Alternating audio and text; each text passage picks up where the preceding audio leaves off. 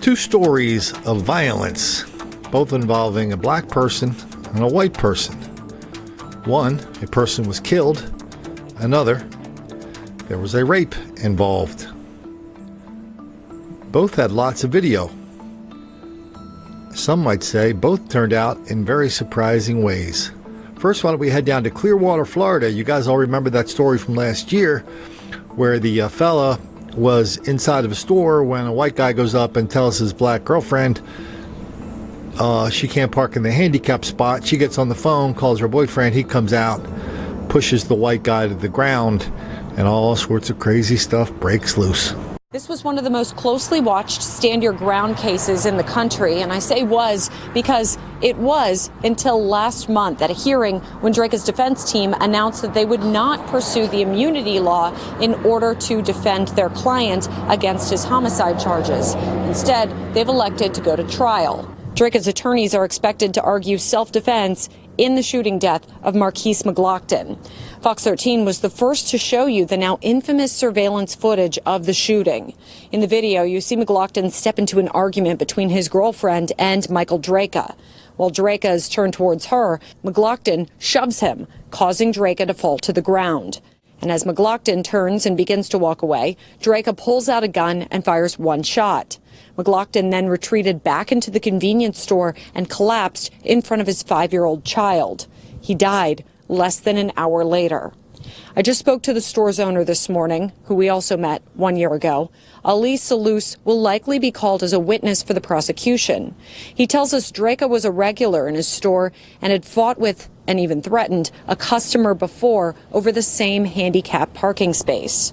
But he also tells me what happened last year was a tragedy that should have never occurred. And when I asked him who's to blame for what happened, here's what he had to say. Well, that's the court decision. It's not my decision, but I think they're all wrong. I mean, she's wrong for parking the handicap, he's wrong for pushing him, and the guy's wrong for shooting. They're all wrong. When you see the video in slow motion, you can see as soon as the white guy on the ground pulls out the gun, the black guy takes a step back. In real time, there's a hell of a lot more going on, and it's going on a whole hell of a lot faster. I just wanted this man to just leave me alone, just leave me and my babies alone. So a lot of people around the country are, that's my weaselly way of saying, I'm shaking my head wondering what the hell's going on with this case. At first, the district attorney said this was a clear case of self-defense. Then another attorney came in and said, no, we're going to put him on trial. And now the dude is convicted of manslaughter. All right, why don't we head on out to Flint, Michigan. They're a former famous local basketball player at Michigan State University is accused of raping a 24-year-old volunteer at a local golf charity. Lots and lots of video, lots and lots of conflicting testimony, and in the end, a verdict that was gratifying to some, puzzling to others. Ex-MSU basketball star Martine Cleaves not guilty of sexual assault charges, but now we are getting our first look at critical evidence from his trial. It's surveillance video from the night Cleaves was accused of rape, video you'll see only on 7. 7 investigator Ross Jones is here right now with a look at that key evidence. Ross? Carol and Dave, good evening. A jury acquitted Cleaves on all 4 counts of sexual assault, and they did it after watching this video. It was a critical piece of evidence that you were barred from seeing during trial. You're about to see it now, but we need to warn you, the video is difficult to watch. In the early hours of September 15, 2015, the woman who alleged Martine Cleaves raped her is seen walking away from the Knights Inn motel, partially nude. That's Cleaves following her, wearing nothing but socks.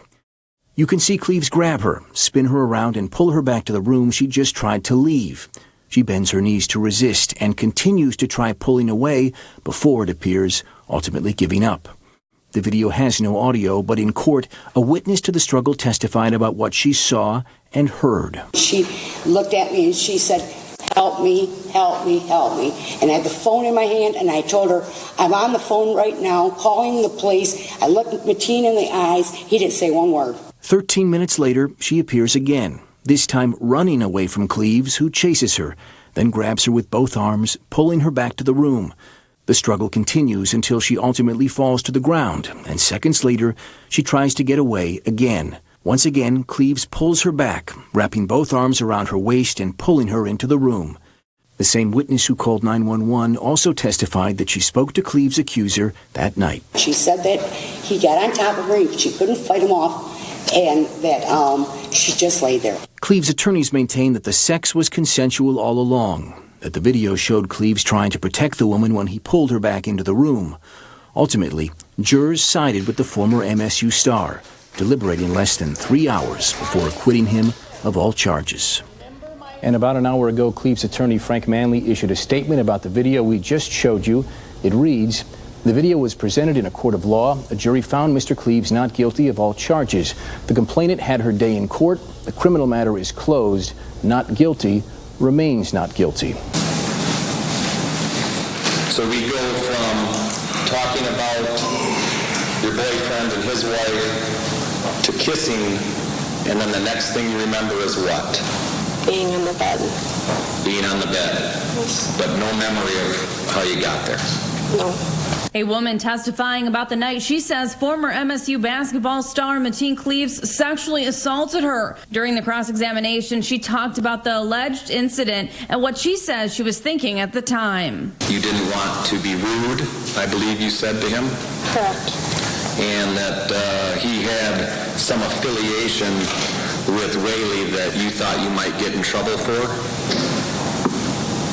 Correct. Cleves is accused of sexually assaulting a woman at a Mundy Township motel back in September of 2015. Cleves is charged with criminal sexual conduct and unlawful imprisonment. The alleged victim told the jury that she was mistreated by several police officers after the attack. No, he tried to talk to me in a completely unprivate setting with curtain walls about a very private topic. The prosecution argues that law enforcement favored Cleves and didn't take the alleged victim's claims seriously. The alleged victim said police were very mean to her and didn't seem to treat her fairly. My uncooperation was asking him to move me to a private room so I could have that conversation with him, and he acted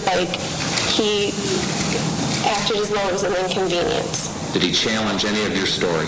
Objection, Your Honor. Courtroom, especially after that verdict had been read. Now people still rejoicing outside of the court. Mateen and his family and friends still very thankful and very happy about this decision. It took jurors less than 2 hours to decide that the former professional basketball player Mateen Cleves is not guilty on all charges. Cleves breaking down in tears in the courtroom. Cleves was charged with criminal sexual assault and unlawful imprisonment from a 2015 incident at a Mundy Township motel. The prosecution argued that Cleves took advantage of a woman after a charity golf outing and bar meetup. The prosecution claimed that the woman was highly intoxicated and that she tried to escape the Mundy Township motel the two were in. The trial has lasted over 2 weeks, with the defense claiming that Cleves was innocent and that the woman made the accusations because she was in fear of it affecting her job at a local charity. Cleves' defense team has long said that the two had consensual sex. The courtroom was full today with supporters on both sides, including Cleves' former MSU coach Tom Izzo. This was the reaction after the verdict was read. What is your verdict? Reading from your verdict form as to count 1.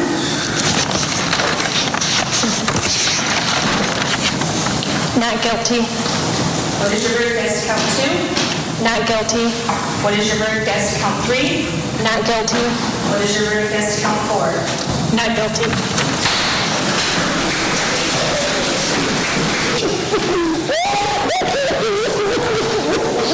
Let's have a seat. Mateen was facing 15 years in prison, so he says that he is very excited about the future now. And Please, sir, I want some more. So maybe the two fellas we've just saw in these videos were angels. Maybe the white guy and the white chick were devils. Either way, the fellas benefited from an enormous amount of the benefit of the doubt in both of these cases. And that means in both of these cases, the black kids sure had nothing to get angry about.